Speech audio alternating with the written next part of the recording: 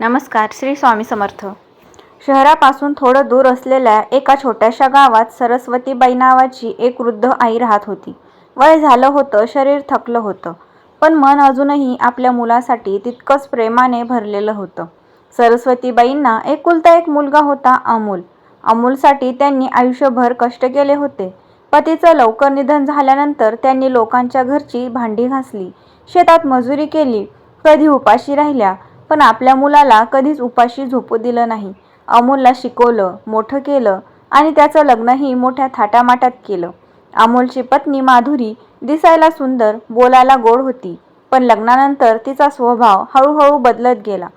सुरुवातीला ती सरस्वतीबाईची काळजी घ्यायची, पण काही वर्षांनी तिला सासू घरात नकोशी वाटू लागली. एके दिवशी सकाळी सरस्वतीबाई अंगणात बसून देवाची पूजा करत होत्या. माधुरी स्वयंपाकघरातून मोठ्याने म्हणाली, आई, तुम्ही किती वेळ पूजा करत बसणार आहात? घरात किती कामं पडली आहेत. तुमच्यामुळे मला सगळं एकटीलाच करावं लागतं. सरस्वतीबाईंनी शांतपणे देवासमोर हात जोडले आणि म्हणाल्या, माधुरी, माझ्या हातापायात आता पूर्वीसारखी ताकद राहिली नाही ग. जमेल तेवढं काम करते. माधुरी तोंड वाकडं करत म्हणाली, हो, पण घरात राहायचं असेल तर घरच्यांवर ओझं होऊन कसं चालेल? हे शब्द सरस्वतीबाईंच्या मनाला फार लागले, पण त्यांनी काही उत्तर दिलं नाही. त्या दिवशी दुपारी अमोल घरी आला. आई त्याच्यासाठी नेहमीप्रमाणे जेवण वाढायला उठली. अमोलने आईकडे पाहिलं आणि म्हणाला, आई, तू आता आराम कर, माधुरी सगळं करते. सरस्वतीबाईंना वाटलं मुलगा आपली काळजी घेतोय, पण पुढच्याच क्षणी अमोल म्हणाला, आई, खरं सांगायचं तर तुझ्यामुळे माधुरीवर खूप कामं पडतं. तू काही दिवस गावाकडच्या जुन्या घरात जाऊन राहशील का? सरस्वतीबाई काही क्षण स्तब्ध झाल्या. त्यांनी आपल्या मुलाकडे पाहिलं. अमोल, ते घर तर कित्येक वर्षापासून बंद आहे. तिथे मी एकटी कशी राहू? अमोलने नजर चुकवत उत्तर दिलं, आई, तिथे थोडी साफसफाई करून घेऊ. तू राहू शकशील. आम्हालाही थोडं मोकळं वाटेल. सरस्वतीबाईंच्या डोळ्यात पाणी आलं. ज्या मुलासाठी त्यांनी आयुष्य घालवलं होतं, तोच मुलगा आज त्यांना घरातून दूर पाठवत होता. त्या रात्री त्यांनी कुठलाही काही न सांगता आपल्या जुन्या पेटीतून काही कपडे काढले. पेटीच्या तळाशी त्यांना काही जुने कागद दिसले. ते कागद पाहताच त्यांच्या चेहऱ्यावर एक वेगळाच भाव उमटला. त्या कागदांमध्ये त्यांच्या दिवंगत पतीने अनेक वर्षापूर्वी केलेली जमीन आणि घराची कागदपत्रं होती. सरस्वतीबाईंनी ती कागदपत्रं हातात घेतली आणि बराच वेळ शांत बसल्या. त्यांना अचानक आपल्या पतीचे शब्द आठवले, सरस्वती, आयुष्यभर कष्ट करून आपण हे घर आणि जमीन आपल्या मुलासाठी ठेवली आहे, पण एक गोष्ट लक्षात ठेव. म्हातारपणी तुझा आधार कुणी नसेल तर हे सगळं तुझं कवच आहे. कुणावरही डोके झाकून विश्वास ठेवू नकोस. सरस्वतीबाईंच्या डोळ्यातले अश्रू पुसले गेले. त्यांच्या मनात पहिल्यांदाच एक ठाम विचार आला, मुलगा माझा आहे म्हणून माझं आयुष्य त्याच्या हातात देणं योग्य नाही. दुसऱ्या दिवशी सकाळी त्यांनी अमोलला बोलावलं. बाळा, मी गावच्या घरात राहायला जाते, पण जाण्याआधी मला तुझ्याशी एक महत्त्वाची गोष्ट बोलायची आहे. अमोल म्हणाला, काय आई? सरस्वतीबाई शांतपणे म्हणाल्या, तुझ्या बाबांनी माझ्या नावावर काही जमीन आणि 2 घरं ठेवली होती. त्यापैकी एक घर तू वापरतोयस आणि दुसरं गावात आहे.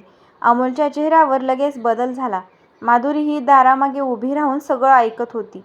अमोलने गोड आवाजात विचारलं, आई, मग आधी का नाही सांगितलंस? सरस्वतीबाई हसल्या, कारण मला वाटत होतं की माझ्या मुलाला माझ्या संपत्तीपेक्षा माझी गरज जास्त महत्त्वाची वाटेल. अमोलला काहीच बोलता आलं नाही, पण माधुरीने लगेच अमोलला बाजूला नेलं आणि कुजबुजत म्हणाली, तुम्ही आईला गावाला जाऊ देऊ नका. त्या जमिनीची कागदपत्र आधी आपल्या नावावर करून घ्या. अमोलच्या मनातही लोभ निर्माण झाला. त्याने आईला पुन्हा प्रेमाने जवळ करण्याचा प्रयत्न सुरू केला. आई, तू गावाला जाऊ नकोस. आम्ही तुझी काळजी घेऊ. तुला हवं ते देऊ. सरस्वतीबाईंना मुलाच्या अचानक बदललेल्या वागण्यामागचं कारण समजलं होतं. त्यांनी काहीही न बोलता फक्त एकच उत्तर दिलं, ठीक आहे बाळा, काही दिवस मी इथेच राहते. पण मनात त्यांनी एक निर्णय घेतला होता.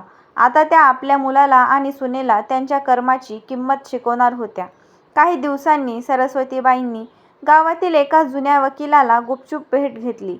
त्यांनी सर्व कागदपत्र त्यांच्यासमोर ठेवली आणि म्हणाल्या, मला माझ्या मुलाला शिक्षा करायची नाही, पण त्याला आईची किंमत समजली पाहिजे. वकिलांनी विचारलं, तुम्हाला नेमकं काय करायचं आहे? सरस्वतीबाई म्हणाल्या, माझी संपत्ती मी माझ्या इच्छेने वापरणार. पण माझ्या जिवंतपणी कुणाचाही त्यावर अधिकार मिळणार नाही. वकिलांनी कागदपत्र तयार केली. सरस्वतीबाईंनी सही केली. त्या दिवशी त्यांनी आपल्या आयुष्यातला सर्वात मोठा निर्णय घेतला होता. दरम्यान अमोल आणि माधुरीला वाटत होतं की आई लवकरच सगळी संपत्ती त्यांच्या नावावर करेल. त्यामुळे दोघांचं वागणं पुन्हा गोड झालं. माधुरी रोज आईला चहा देऊ लागली. अमोल बाजारातून फळं आणू लागला. सरस्वतीबाई सगळं पाहत होत्या, पण त्या मनात म्हणत होत्या, हे प्रेम माझ्यासाठी नाही, माझ्या पैशासाठी आहे. एके दिवशी अमोलने आईसमोर कागद ठेवला आणि म्हणाला, आई, हे फक्त औपचारिक आहे. तू सही कर. पुढे जमिनीची कामं आम्ही पाहू. सरस्वतीबाईंनी कागद हातात घेतला. काही क्षण त्या तो कागद पाहत राहिल्या आणि मग शांतपणे म्हणाल्या, अमोल, तू माझ्या हातून सही घेऊ इच्छितोस ना? ठीक आहे, पण आधी तू माझ्यासाठी एक काम कर. अमोल म्हणाला, काय? सरस्वतीबाईंनी त्याच्याकडे पाहत विचारलं. ज्या दिवशी मी आजारी पडले होते आणि तुला रात्री फोन केला होता, त्या दिवशी तू मला का म्हणालास की आई, मला वेळ नाही? अमोल गप्प झाला. ज्या दिवशी माधुरीने मला घरातून निघून जाण्यास सांगितलं, त्या दिवशी तू माझ्या बाजूने का उभा राहिला नाहीस? अमोलची मान खाली गेली. सरस्वतीबाईंचा आवाज थरथरत होता, पण शब्द ठाम होते. आणि आज माझ्या संपत्तीची कागदपत्र घेऊन तू माझ्यासमोर उभा आहेस. मला एकच सांग, तुला आई हवी आहे की आईची संपत्ती? खोलीत शांतता पसरली. माधुरीच्या चेहऱ्यावरचा रंग उडाला. अमोल काहीच बोलू शकला नाही. सरस्वतीबाईंनी तो कागद त्याच्यासमोर ठेवला आणि म्हणाल्या, याचं उत्तर दे, मग मी तुला सगळं सांगते. अमोलने डोळे खाली केले, पण पुढच्या क्षणी त्याने जे उत्तर दिलं ते ऐकून सरस्वतीबाईंच्या मनातला शेवटचा विश्वासही तुटला. आणि त्या क्षणी त्यांनी असा निर्णय घेतला, ज्यामुळे अमोल आणि माधुरीचं आयुष्य कायमचं बदलणार होतं. अमोल काही क्षण गप्प बसला आणि शेवटी म्हणाला, आई, मला तुझीही गरज आहे आणि तुझ्या संपत्तीचीही. पण आम्हीही संसार करतोय. भविष्यासाठी काहीतरी सुरक्षित असावं म्हणून मी विचार केला. सरस्वतीबाई त्याच्याकडे पाहत राहिल्या. त्यांच्या डोळ्यात अश्रू होते, पण चेहऱ्यावर आता दुःख नव्हतं.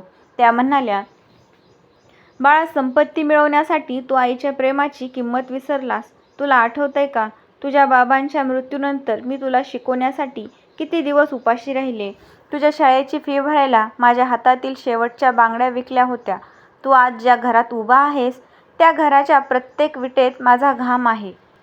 पण मला त्याचा मोबदला कधीच नको होता. मला फक्त म्हातारपणी तुझ्या घरात 2 प्रेमाचे शब्द हवे होते. अमोलची मान खाली गेली. माधुरी मात्र अजूनही आपल्या स्वार्थातच अडकली होती. ती म्हणाली, आई, आम्ही काही तुमचं वाईट केलं नाही. घर चालवणं सोपं नसतं. तुम्ही आम्हाला समजून घेतलं पाहिजे. सरस्वतीबाईंनी तिच्याकडे पाहून शांतपणे उत्तर दिलं, माधुरी, मी तुला माझ्या मुलीसारखं मानलं, पण तू मला घरातील माणूस समजण्याऐवजी ओझं समजलीस.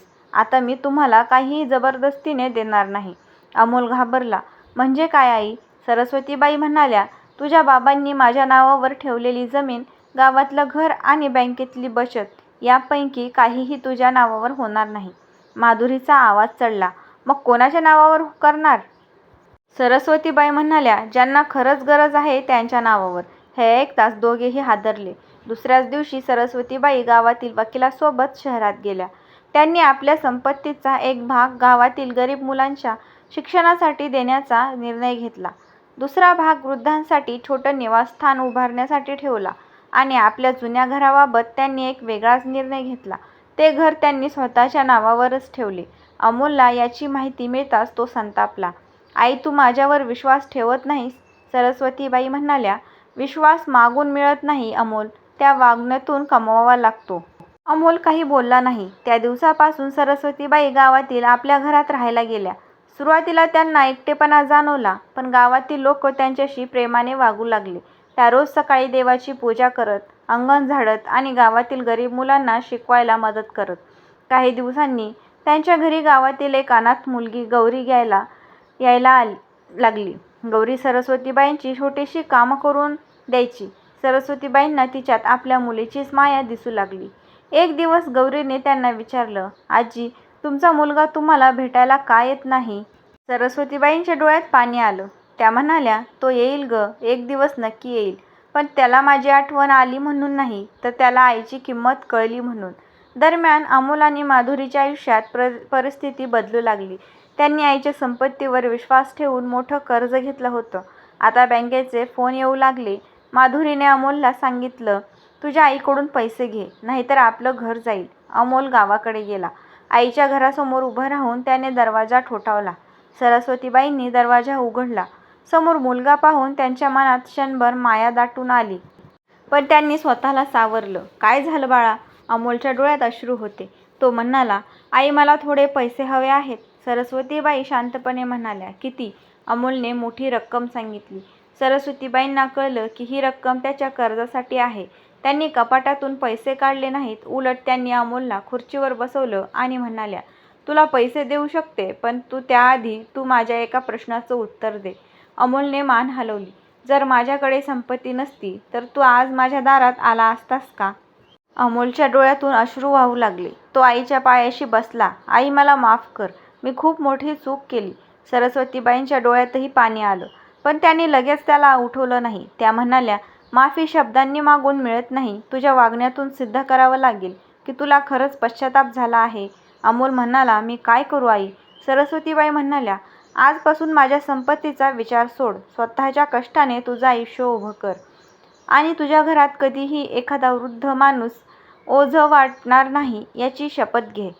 अमोलने आईच्या पायावर डोकं ठेवलं. त्या दिवशी पहिल्यांदा त्याला जाणवलं की त्याने पैशाच्या मागे धावताना आपल्या आयुष्यातली सर्वात मौल्यवान व्यक्ती गमावण्याची वेळ आणली होती. तो घरी परतला. माधुरीने विचारलं, पैसे मिळाले? अमोलने डोकं हलवत सांगितलं, आईने पैसे दिले नाहीत. माधुरी चिडली. मग आता काय करायचं? अमोल शांतपणे म्हणाला, आपण आईला नाही, स्वतःला बदलायचं. माधुरीला त्याचं बोलणं आवडलं नाही. पण काही दिवसांनी परिस्थिती इतकी बिकट झाली की तिलाही आपली चूक जाणवू लागली. दोघांनी खर्च कमी केला, कामाला सुरुवात केली आणि कर्ज फेडण्याचा प्रयत्न सुरू केला. काही महिन्यांनी अमोल पुन्हा गावात आला. यावेळी त्याच्या हातात ना कागद होते ना पैशाची मागणी. त्याच्या हातात फक्त आईसाठी एक साडी आणि काही फळं होती. तो आईसमोर उभा राहून म्हणाला, आई, आज मी काही मागायला आलो नाही, फक्त तुला भेटायला आलोय. सरस्वतीबाईंच्या डोळ्यात अश्रू आले.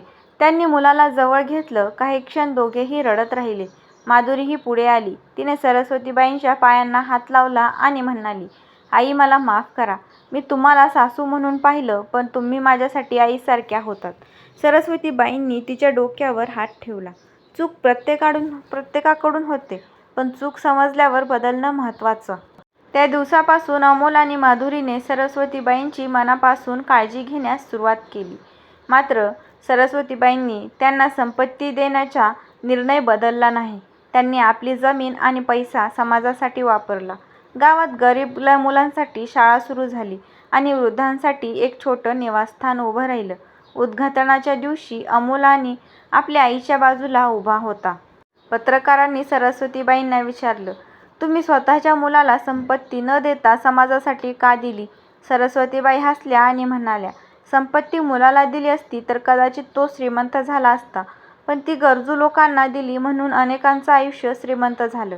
आणि माझ्या मुलाला मी त्याहून मोठी गोष्ट दिली, त्याला त्याची चूक समजण्याची संधी.